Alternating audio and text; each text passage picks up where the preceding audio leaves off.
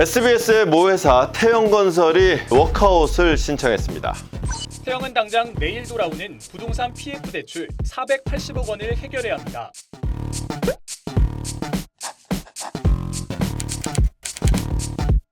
자, 문제는 PF입니다. PF가 뭐냐? 프로젝트 파이낸싱이라고 합니다.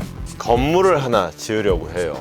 건물을 지으려면 일단 건물을 지을 땅이 있어야겠죠. 근데 땅을 살 돈이 없어요. 그래서 빌립니다. 100억. 뭐 믿고 100억을 빌려주냐? 금리 한 10% 쳐줄게. 100억 빌려서 1년만 지나면은 10억이 꽁돈이 생기니까 왜 안 하겠어요? 그러면은 땅 샀죠? 그 다음에 하는 일. 설계도를 그려가지고는 이런 멋진 건물 지을 테니까 돈 빌려주십시오. 1000억. 요거 빌리면은 이때쯤에는 금리가 조금 싸집니다. 보통 한 7%? 그럼 이 돈을 빌려서 제일 먼저 뭘 하느냐? 이 건물을 짓는 게 아니라 이 돈을 갚아요. 10%짜리 이 비싼 금리의 돈을 7%짜리 싼 돈으로 갚는 거죠. 여기서 여기로 가는 연결 다리, 브릿지라 브릿지론이라고 합니다. 그래서 요거를 브릿지론, 요거를 본 PF라고도 하는데 전체가 다 PF 이렇게 보시면 되겠습니다. 자, 그러면은 이게 PF인데 이게 뭐가 문제냐? 건설 경기가 좋을 땐 아무 문제가 없어요. 1000억 뭐 빌렸어요. 근데 50층짜리 건물을 다 분양을 했어요. 그러면은 1조 원이 남아요.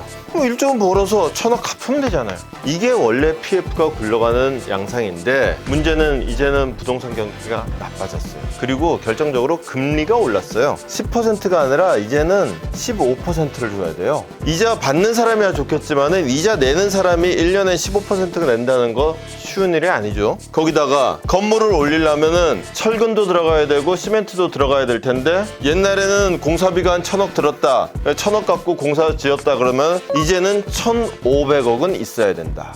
천신만고 끝에 15% 높은 이자 내고 1500억 훨씬 더 비싼 공사비 들여서 건물 올렸어요. 분양이 안 되네. 더 높은 금리로 돈 땡겨서 더 비싼 공사비 들였으면 분양가를 올려야 될 텐데 가뜩이나 분양이 안 되는데 분양가까지 올리면은 분양이 더 안 되겠죠. 이게 지금 건설사들이 맞이한 위기의 본질입니다. 태영건설도 그렇고 건설사 줄도산 위기라는 말이 나오는 이유가 바로 이런 상황 때문인데 문제는 이게 끝이 아니에요. 어쨌거나 저쨌거나 1000억을 못 갚았다. 그러면은 저는 못 갚은 걸로 끝나요. 이 은행은 이걸 못 받은 게 되죠.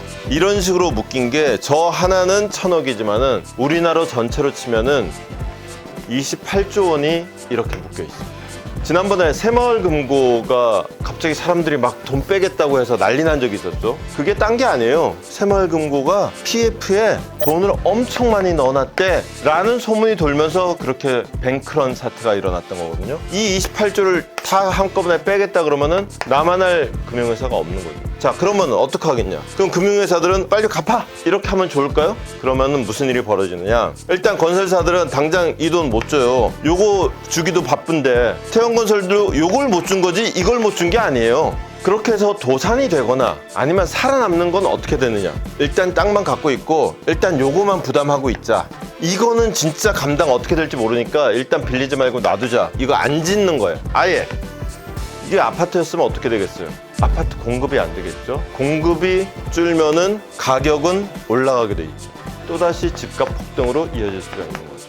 그래서 오늘의 포인트입니다. PF 부실은 미친 집값을 잡는 과정에서 발생한 부작용입니다. 하지만 방치했다가는 또 한 번 미친 집값을 부를 수 있습니다. 당장 손봐야 됩니다. 뉴스 특강입니다.